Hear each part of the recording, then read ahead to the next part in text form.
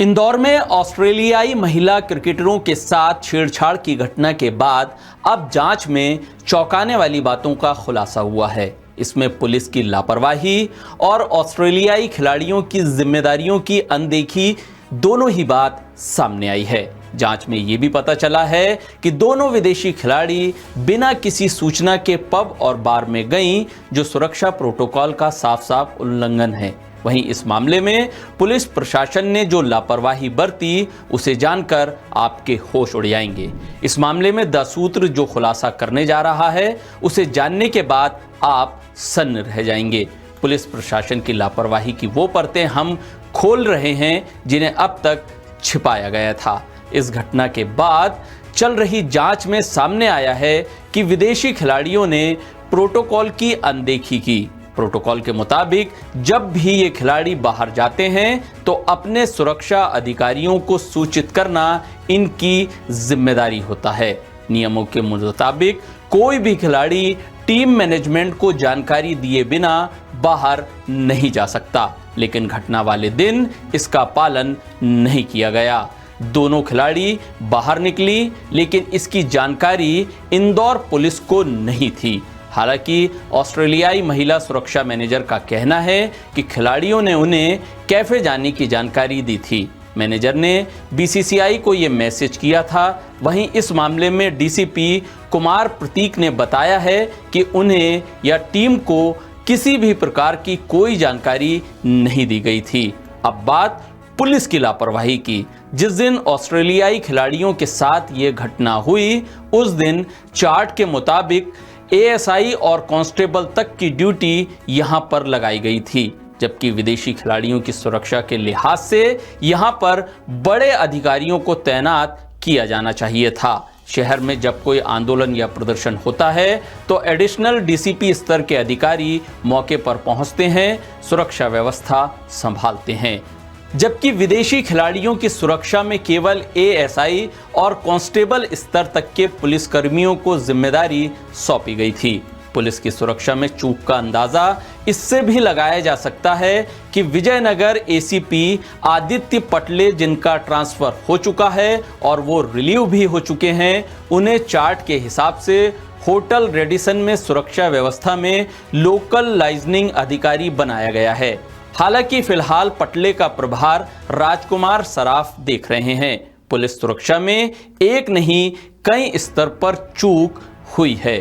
चूक नंबर 1, खिलाड़ियों की सुरक्षा की जिम्मेदारी 3 शिफ्टों में 1-4 की गार्ड के साथ 24 घंटे की जानी चाहिए थी, लेकिन जो चार्ट जारी हुआ उसमें सबसे पीक टाइम यानी सुबह 6 बजे से दोपहर 2 बजे तक किसी की ड्यूटी ही नहीं लगाई गई थी। बता दें कि खिलाड़ियों से छेड़छाड़ की घटना गुरुवार यानी 23 अक्टूबर को सुबह करीब 11 बजे इसी शिफ्ट में हुई।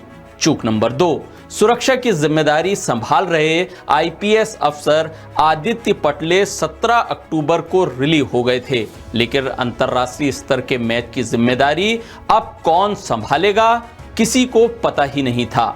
चूक नंबर 3, 18 अक्टूबर को राजकुमार सराफ ने विजयनगर एसीपी की जिम्मेदारी संभाली, लेकिन उन्होंने भी खिलाड़ियों की सुरक्षा के मामले को गंभीरता से नहीं लिया। यहां तक कि आदित्य पटले ही कागजों में इस व्यवस्था के जिम्मेदार बने रहे। चूक नंबर 4, पुलिस सुरक्षा में लगे जवान जब शिफ्ट बदलते हैं तो हैंडओवर टेक ओवर करते हैं। ऐसे में सुबह 6 बजे छूटने वाले पुलिसकर्मी किसे ड्यूटी हैंडओवर कर रहे थे, कम से कम इन जवानों को तो इस बारे में अपने अफसर को बताना चाहिए था।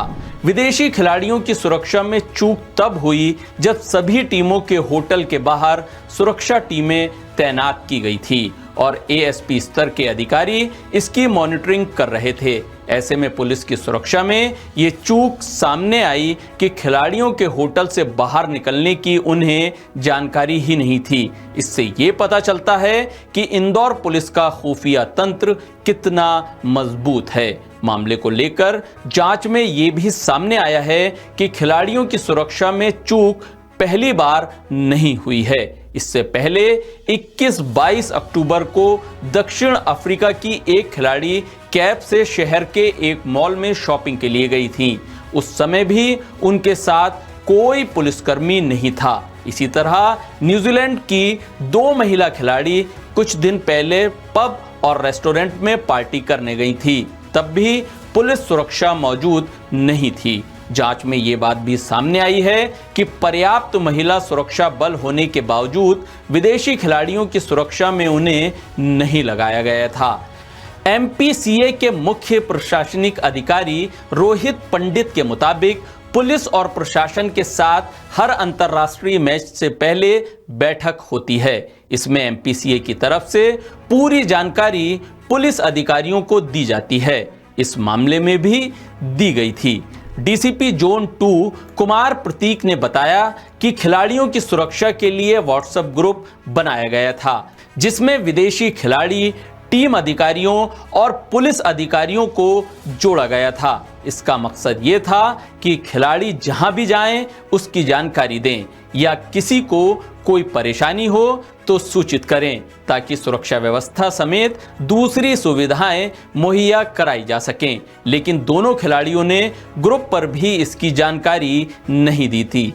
इस पूरे मामले में जब एडिशनल डीसीपी राजेश दंडोतिया से बात की गई तो उन्होंने सुरक्षा अधिकारी प्रमोद सोनकर से बात करने के लिए कहा। जब प्रमोद सोनकर को कॉल किया गया तो उन्होंने साफ कह दिया कि पीआरओ के तौर पर राजेश दंडोतिया को जिम्मेदारी दी गई है, उनसे बात करें।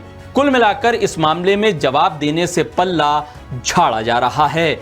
इंदौर से हमारे विशेष संवाददाता राहुल दवे की खास रिपोर्ट। लेटेस्ट, इन्वेस्टिगेटिव और इन डेप्थ खबरें देखने के लिए ज्वाइन कीजिए द सूत्र का व्हाट्सएप चैनल, सब्सक्राइब कीजिए यूट्यूब चैनल, लाइक कीजिए फेसबुक पेज और पढ़ते रहिए www.daसूत्र।